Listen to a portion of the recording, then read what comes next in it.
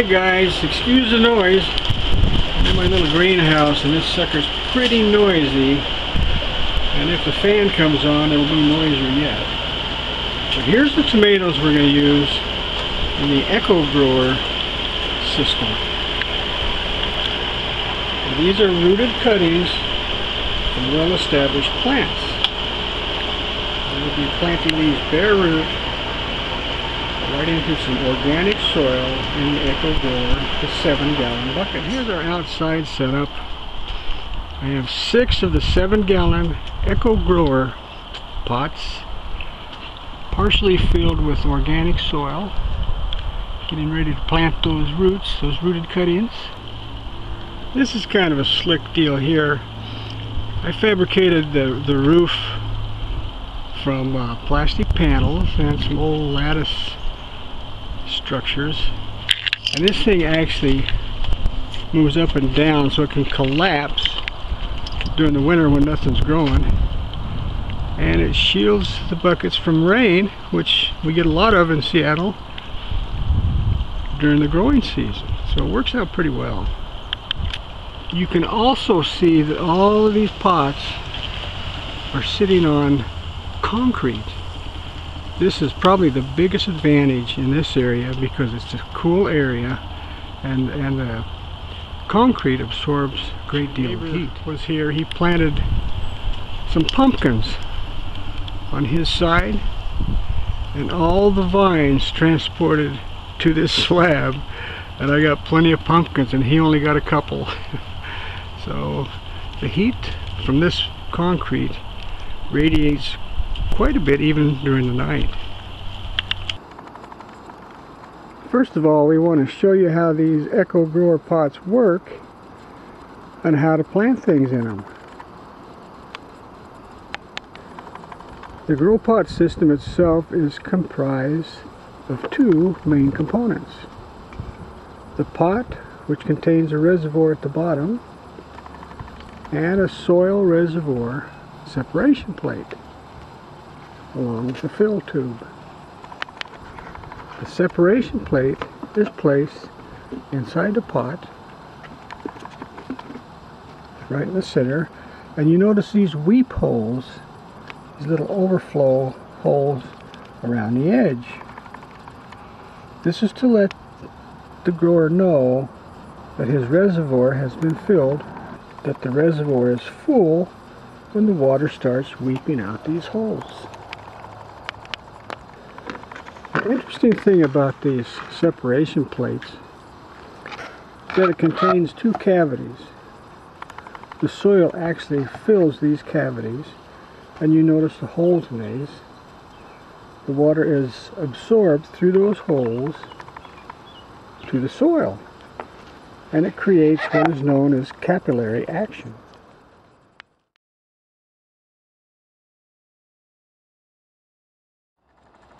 Okay folks, like I said earlier, this is going to be our setup this summer.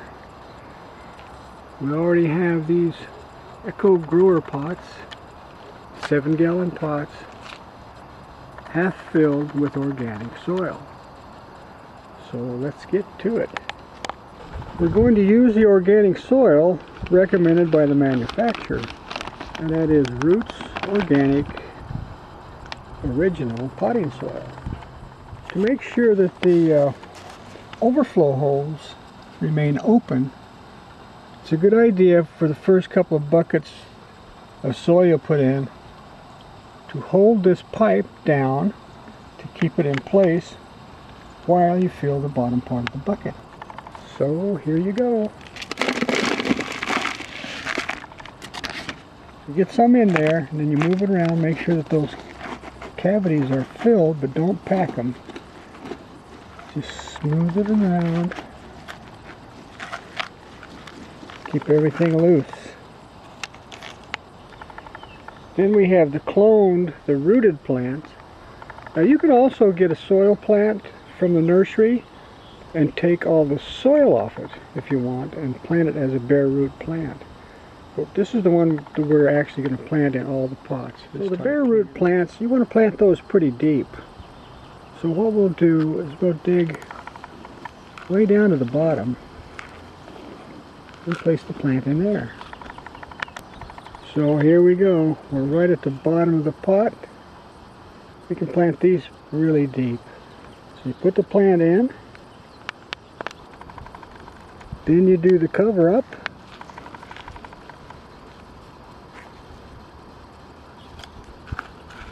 and you add more soil, and you can fill it all the way up to here.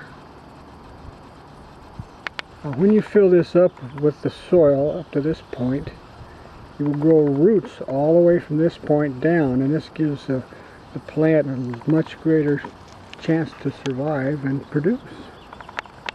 So there you go. We're going to plant all these the same way. You got about half of the plant sticking up from what you had originally, and all the rest is going to grow roots underneath there. So we'll show you how to do the other. Okay, it's early spring and we've planted 6 rooted cuttings of 3 different type plants. We will fast forward in a couple of months and see what it looks like.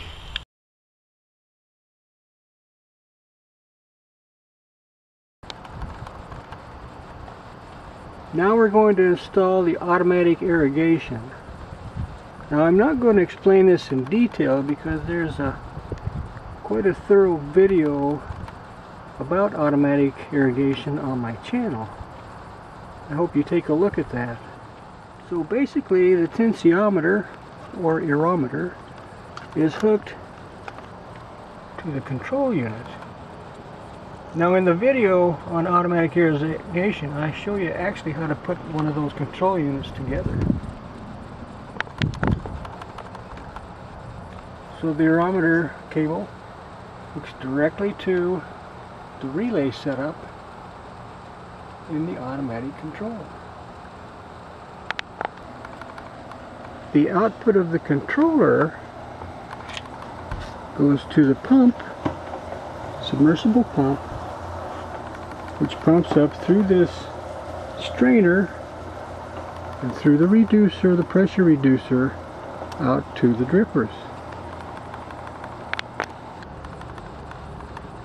So, as explained previously, as the soil dries, the vacuum increases due to the increased tension. When the needle hits the set point, which depends on the conditions of the soil and the weather, etc., then it actually energizes a switch, magnetic switch, which turns on the pump. As it saturates, as it is almost now, it'll be about there when saturated, the switch, the magnetic switch, opens, breaking the circuit, the relay de-energizes, and the pump turns off. Let's take a look at the progress on the 7-gallon pots. This is a Celebrity, coming along very nicely, getting some pretty good fruit. Next is the Willamette. Nice fruit coming on here too. These are all bush varieties. And the reason for that is because I have them underneath this plastic shield to keep the rain off them. And if they were indeterminate, they would grow right up into the top here. Next we have an Oregon Spring. Very nicely produced, very nice tasting tomato.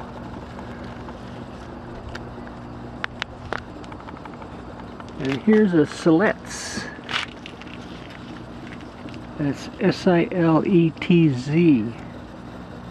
And look at the goop on this baby.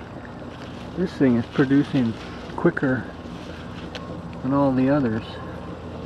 Nice little plant. Here's another Siletz. Man, you get there's some good production on this thing. We'll see how these taste. This is the first year I've tried these, but apparently they produce pretty fast. Now, this is the 8th of June, and this is really early production for the Seattle area, so I'm very pleased with this. So here's the last one. This is the Oregon Spring, another Oregon Spring. These are really nice tomatoes, but you get a pretty good grouping here. A lot of good fruit really early. An update later on to show you some nice red tomatoes, hopefully. But that kind of wraps up this segment, and it was really fun for me. I hope you learned something. It was fun to see how well these 7-gallon pots grow large plants. I'm very impressed.